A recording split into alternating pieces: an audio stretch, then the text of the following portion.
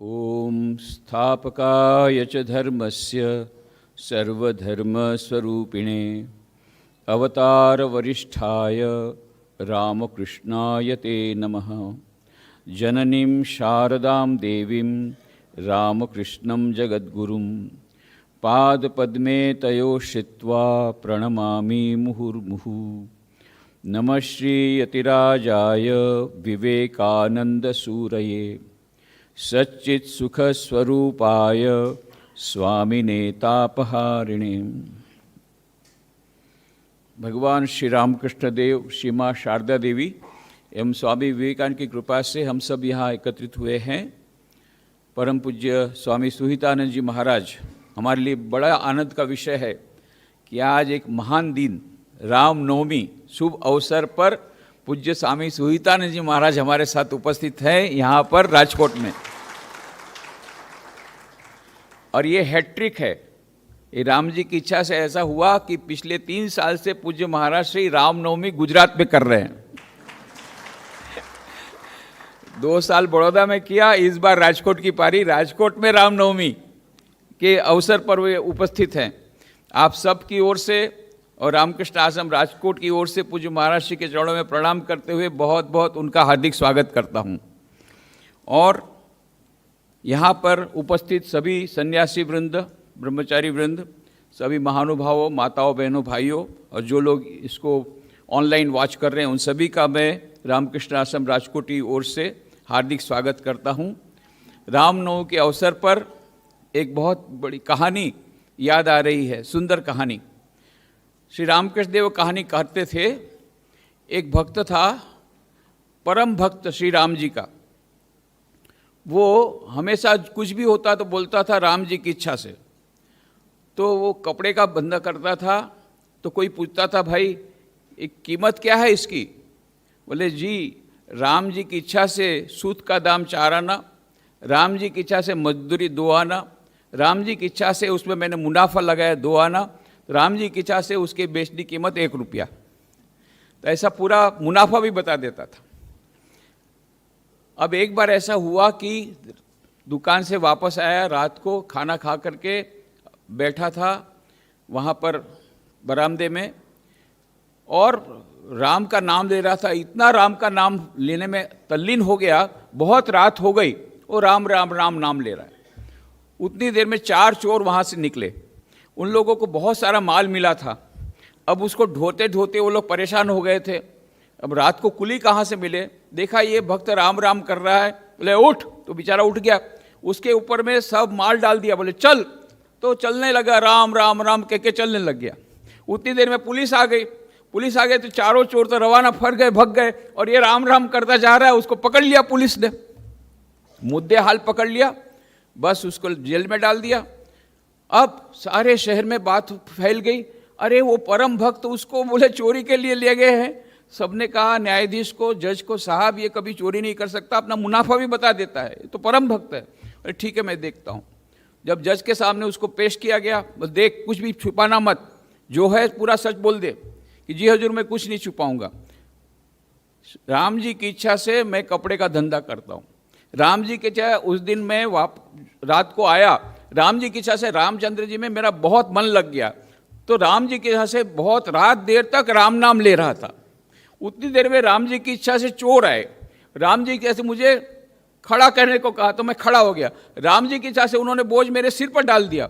और राम जी जैसे मुझे चलने को कहा तो राम जी की इच्छा से मैं चलने लग गया। तब तक राम जी की इच्छा से पुलिस आ गई और राम जी की इच्छा से पुलिस मुझे पकड़ के मुझे जेल में डाल दिया। जी हजूर, अभी राम जी की इच्छा से आपके सामने पेश किया गया है।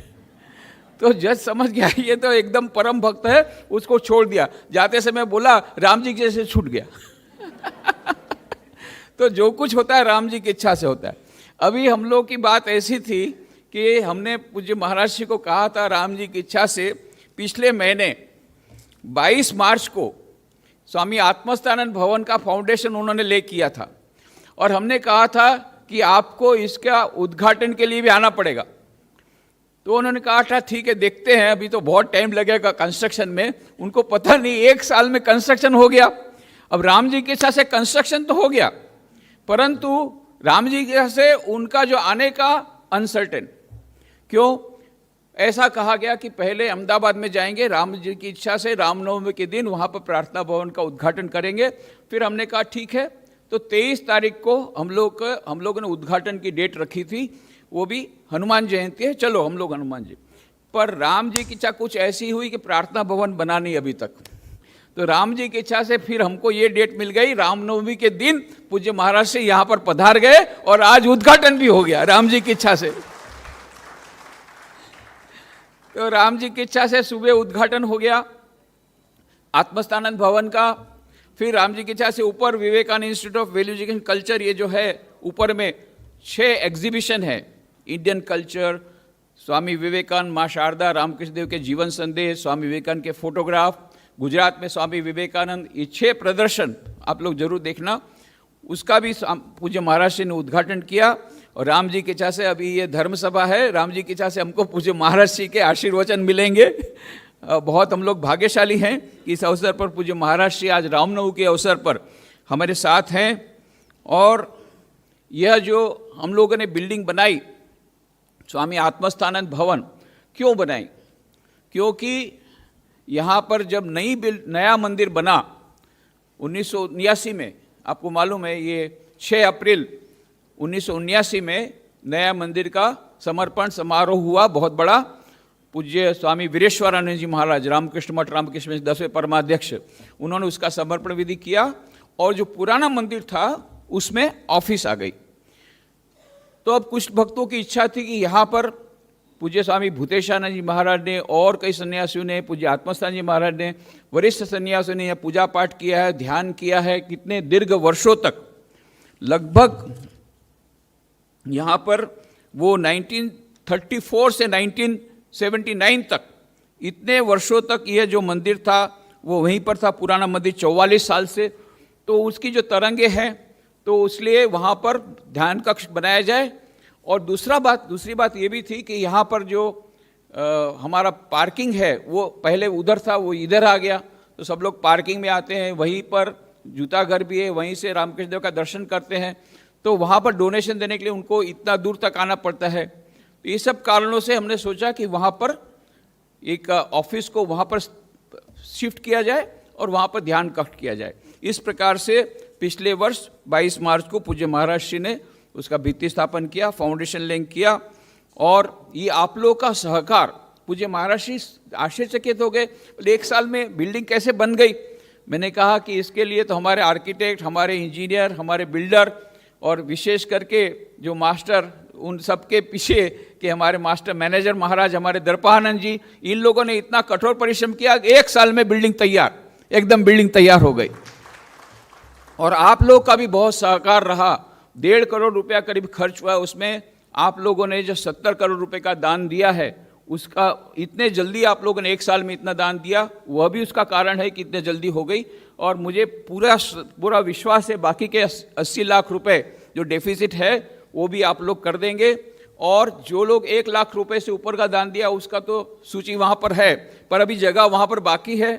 आप लोग अभी उसके जान देंगे तो उस सूची में आपका भी नाम आ सकता है। और मुझे पूरा विश्वास है राम जी की इच्छा से बाकी का डेफिसिट भी पूरा होगा। और राम जी की इच्छा होगी तो स्वामी भूतेशानंद जी महाराज के नाम से भी एक बिल्डिंग बनाना है, उसकी हमने ज़मीन तो खरीद ली है, वो भी राम जी की इच्छा से पूरी हो जाएगी, ऐसी हमको पूरी आशा है। तो हम लोग बड़े भाग्यशाली हैं।